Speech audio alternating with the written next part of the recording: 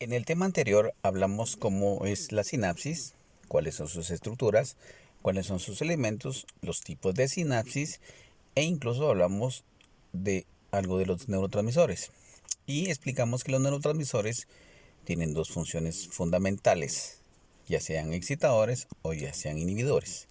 Los neurotransmisores de alguna manera van a cumplir su función de estimular un receptor específico, es decir, que cada neurotransmisor tiene un receptor único para él, cuya función de ese receptor es estimular la apertura de canales para el ingreso de iones en la neurona postsináptica.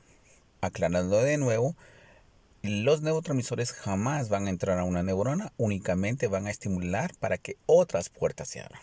Entonces, como el tema es básico, la intención de entender la neurotransmisión es bastante fácil cuando se puede aplicar. Pero es importante comprender que hay neurotransmisores que participan en algunas conductas, ¿sí?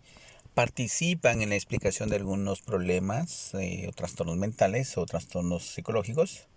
Participan en la regularización de algunos procesos metabólicos importantes y muchas veces estos neurotransmisores también participan como reguladores llamados neuromoduladores.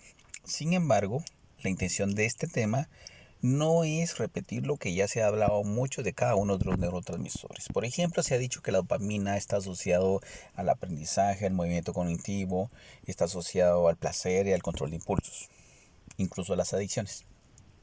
Se ha dicho, por ejemplo, que la noradrenalina junto con la adrenalina son los encargados de la alerta de alerta del cuerpo, activa algunos procesos metabólicos como el movimiento de glucosa, participa en el proceso del sueño, nos media sobre un poco de la atención, por ejemplo.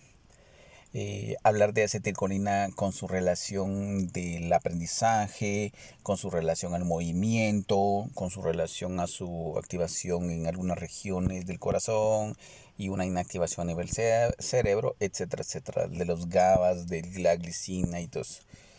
Hay una serie de neurotransmisores que es interesante, pueden revisarlo, buscar y saber en qué están asociados. Pero lo más importante de estudiar los neurotransmisores es entender uno que nada es cómo están formados, o sea, de qué familias están elaborados, en dónde se procesan, en dónde se producen, qué neuronas son las responsables de estas. Es importante que podamos ver, por ejemplo, cuáles son las acciones específicas o los reguladores, en este caso algunas enzimas, cuáles son las vías de trabajo, regiones por donde se desarrollan, qué receptores específicos van a activar, ya sean neotrópicos, metabotrópicos o característicos de cada uno de estos. Vamos a ver dónde se produce, por ejemplo, o cuál es el efecto de estos neurotransmisores para algunas patologías y al mismo tiempo cómo podemos corregirlo. Entonces, es importante saber que un neurotransmisor hace tales cosas, pero hay que saber dónde se origina, qué acciones hace, cuáles son las vías de trabajo, quién las regula, cómo se sintetiza, de qué familia vienen, cuál es el receptor que estimula, cuál es la enfermedad al cual se le asocia y cuál es, digámosle, el fármaco que la puede regular. Ojo con esto no es así como un recetario, esto es una integración porque un neurotransmisor puede trabajar junto con otras y no necesariamente trabajando con uno ya solucionamos un problema. Por ejemplo, el trastorno de déficit de atención que comparte los neurotransmisores serotonina junto con la dopamina. Entonces es interesante que veamos este detalle. Aquí en la imagen que les presentaba podemos ver, por ejemplo, algunas acciones de los neurotransmisores y ahí lo pueden diferenciar. Sin embargo, tenemos que entender que hay neurotransmisores, neurohormonas y neuromoduladores y todos ellos se organizan y se regulan. Entonces, ya saliendo un poquito del tema de los neurotransmisores como tales, vamos a pasarnos a las neurohormonas, ¿ok? Y hablar de las neurohormonas es lo mismo. ¿A qué me refiero? Que es la misma síntesis, pero su acción es diferente. Entonces hay que ver alguna diferenciación. Entonces una cosa son neurotransmisores y otra cosa son neurohormonas y otra cosa son hormonas. Pero aquí en esta imagen, por favor, muchas de las hormonas que vamos a hablar están implicadas en la conducta humana. Por favor, en una palabra podemos decir que en el hipotálamo, a través de los núcleos, se estimulan mensajes neurohormonales y hormonales que se dirigen a la hipófisis en sus tres regiones: neurohipófisis, adenohipófisis y pars media, y que estas hormonas a través a través de los sistemas glandulares van a liberar hormonas que van a llegar a otras glándulas, en donde también se van a producir alguna serie de hormonas que van a producir alguna conducta. Su alteración obviamente nos va a indicar que es un problema al cual debemos resolver. Mucho ojo, muchos problemas de conducta no necesariamente tienen que estar fundamentados en problemas de los neurotransmisores. Pueden estar asociados a los trastornos hormonales o neurohormonales. Y aquí les digo esto porque si los procesos que hablamos anteriormente son bastante concretos, entonces entenderíamos que cualquier afectación de esos procesos nos daría un problema como esto. Un ejemplo muy sencillo. Las características depresivas, bajo estado de ánimo, fatiga, anorexia, falta de algunas motivaciones, pueden confundirse con trastornos del humor, del afecto, trastornos del estado del ánimo, pero que muchas veces su etiología está en las neurohormonas y no en los neurotransmisores. Por lo tanto, se puede decir que el tratamiento puede variar. El caso que les acabo de explicar viene siendo, por ejemplo, trastornos tiroideos, que son muy diferentes a los trastornos depresivos y las manifestaciones son similares. Por lo tanto, tenemos que tener buen ojo clínico para esto. Entonces, aquí vemos en el dibujo de la parte izquierda, vemos ahí la acción de la hipófisis y vemos las tres regiones, ¿verdad? Unas que son la parte intermedia, la neurohipófisis y la adenohipófisis y sus hormonas, ¿ok? Aquí es una pequeña aproximación. Por ejemplo, aquí tenemos las gonadotróficas, las tirotróficas, las adenocorticotróficas, las hormonas luteinizantes y las foliculoestimulantes. Luego tenemos la prolactina, tenemos la antidiurética y tenemos la oxitocina, ¿sí? Son hormonas que van a estimular otras regiones, otros lugares, para producir efectos lejanos a donde se originan. A esto se llama ligando receptor y órgano blanco, es decir, se libera una sustancia que va a estimular un receptor específico de un órgano específico. Y vemos aquí entonces en la imagen del cuadro que está acá, vemos cuáles son aquellas hormonas que vienen del hipotálamo. Podemos ver cuál es su naturaleza química, hacia dónde se dirige y cuál es el efecto, ¿verdad? Por ejemplo, la hormona liberadora de la gonadotrófica, que se secreta a nivel del hipotálamo, que son sustancias oligopépticas y que van a estimular la adenohipófisis y va a estimular la secreción de hormona luteinizante y la foliculoestimulante para la producción, maduración y liberación, en este caso del hombre en el esperma y en la mujer en el óvulo, por ejemplo. Tenemos la somatostatina que viene del hipotálamo, es un polipéptido, se sintetiza y se produce a nivel de la adenohipófisis e inhibe la secreción de la hormona gonadotrófica. Y algunas de estas hormonas van a estar actuando ya sea en ciertos periodos o en procesos. Lo vamos a ver más adelante cuando hablemos de reloj biológico y formación reticular. ¿De acuerdo? Hablemos, por ejemplo, de la hormona liberadora de la hormona de crecimiento, la somatostatina, junto con la hormona de crecimiento. En el hipotálamo es un polipéptido, se va a la adenohipófisis y estimula la secreción de hormona del crecimiento, ¿sí? Entonces estos temas son interesantes cuando vamos viendo que de dónde vienen. Entonces vamos a suponer que desde la parte del hipotálamo bajan a la hipófisis y de la hipófisis se distribuyen hacia los órganos diferentes. Entonces Para entenderlo de una manera, vamos a ver que la hipófisis, en su parte adenohipófisis, perdón, va a producir las siguientes. La adrenocorticotrópica, que estimula la secreción de los glucocorticoides, perdón. Y esta adrenocorticotrópica es la hormona de moda que vamos a decir ahorita. Nosotros ahorita estamos asustados, estresados y con miedo y estamos con esa sensación del toque de queda. Entonces estamos liberando grandes cantidades de adrenocorticotrópica. Por eso es importante que en la cuarentena tenemos que cuidarnos, porque si esto se aumenta puede producir un montón de problemas, entre ellas problemas cognitivos o deterioros cognitivos, que los hablaremos en su momento.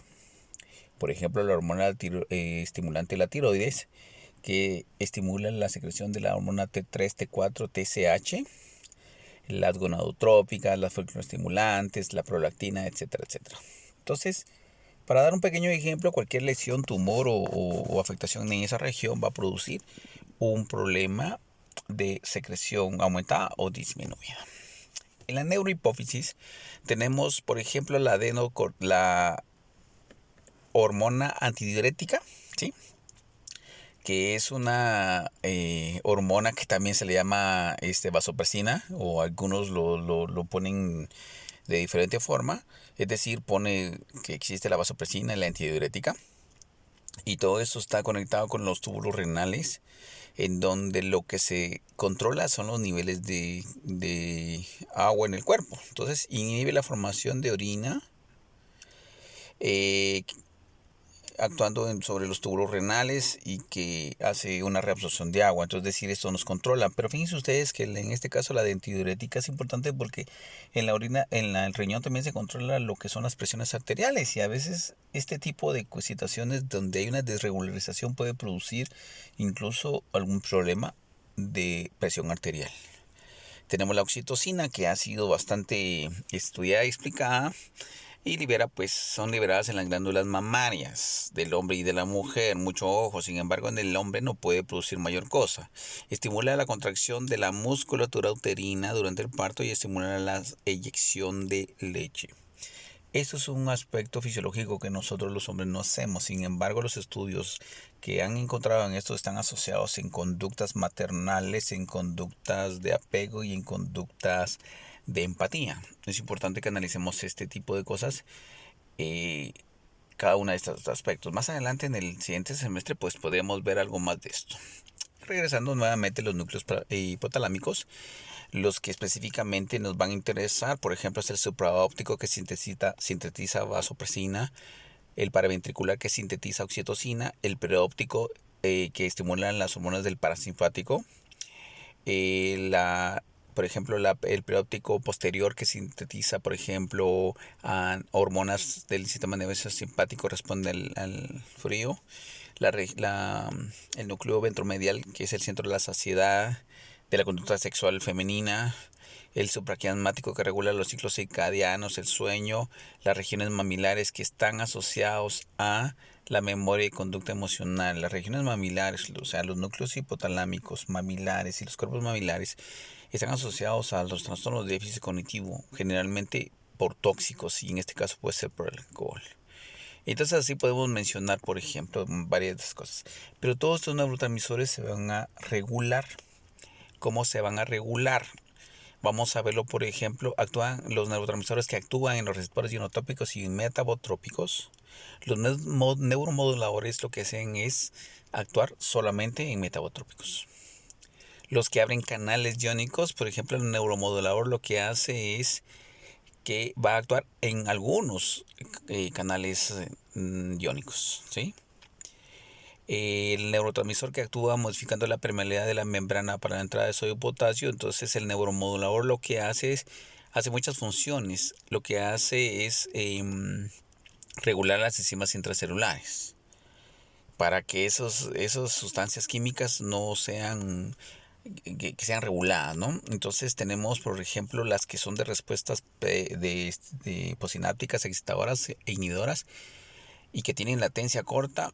Y lo que hacen los neuromoduladores es prolongar esa latencia para que puedan tener los efectos que se esperan, ya sea en horas o en días en estos. Y todos los neurotransmisores Hasta este momento se pueden regular de tres formas. Todo neurotransmisor que es liberado en el espacio sináptico se puede difundir a otras regiones, es decir, que la gran cantidad de sustancia química que se queda en el espacio sináptico, la mayor parte se pierde, se disuelve o se difunde hacia diferentes regiones por las cuales se podría decir que las neuroglias ejecutan ese control, es decir, todo lo excedente ellos se encargan de limpiarlo. Pero muchos de los neurotransmisores, según sus mecanismos y según sus funciones, van a ser recapturados de nuevo. Es decir, que vamos a tener, por ejemplo, neurotransmisores que van a entrarse de nuevo y van a sufrir una modificación. ¿De acuerdo? Tenemos el 5-hidroxiácido palmo... el 5-hidroxiácido acético palmoil, que es una variación que es una variación de la 5,5-HT, que es la serotonina, que cuando se recaptura, no se recaptura para salir de nuevo, sino se recaptura para modificarse. Y ese problema solo de modificación puede producir algunos problemas incluso en la conducta agresiva. Tenemos el último, que es la destrucción enzimática, que es que el neurotransmisor cuando se libera, se sale, generalmente va a producir una regularización por otra enzima. Entiéndase la catecolortometiltransferasa, la monominoxidasa, que son las más importantes, que van a destruir al neurotransmisor cuando está haciendo más función. Si me he explicado hasta acá, puedo decir que todos los neurotransmisores van a activar la neurona postsináptica por cantidades específicas, pero que si no hay cantidades específicas pueden no producir nada del otro lado. Ya sea porque se produzca menos, ya sea porque se regule demasiado, ya sea porque se destruyan, etcétera, etcétera. Pero esto es importante porque muchos de los medicamentos van hacia estas regiones para detener un poquito esto. Claro, hay mucho de qué hablar de esto, porque no necesariamente el problema esté en la liberación del neurotransmisor, sino que el problema puede estar en el espacio, puede estar en la postsináptica, puede estar en la presináptica propiamente dicha, ¿verdad? Y entonces, para finalizar, pues yo aquí les agradezco mucho. En estas imágenes podemos ver cómo se ven esas transmisiones de tipo eléctrico-químicas, ¿verdad? Porque primero viene de eléctrico para producirse químico y produce una especie, se podría decir así, una especie de descarga eléctrica que se puede observar a través de un microscopio, pero que de alguna manera, pues no voy a entrar en ese detalle, pero lo importante es que la tecnología ahorita con los conectamos humanos ha ido avanzando bastante y ya podemos ver imágenes así bastante específicas, pero que de alguna manera pues todavía nos falta mucho que hablar de esto. Entonces estaré para servirles cualquier momento que lo necesiten.